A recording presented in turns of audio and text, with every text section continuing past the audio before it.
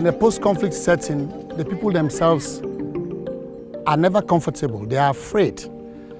Many of them would have lost loved ones. They would have lost their properties. They are completely traumatized. And soldiers, policemen continue to carry weapons. And they can use those weapons anytime.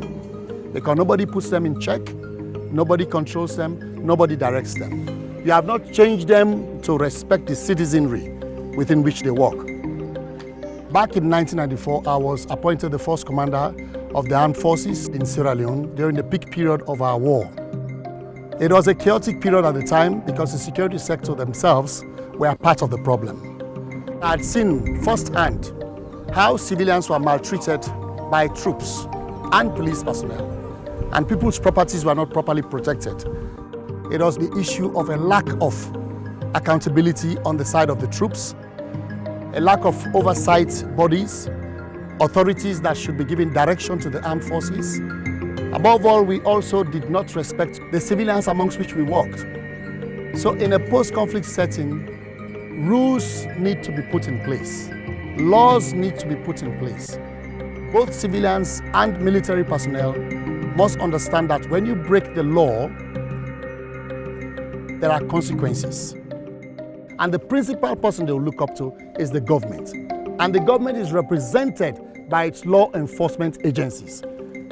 This is why the military and other security institutions must see security sector reform as, in fact, in their own interest, because it helps them put in place rules that are required within their own systems.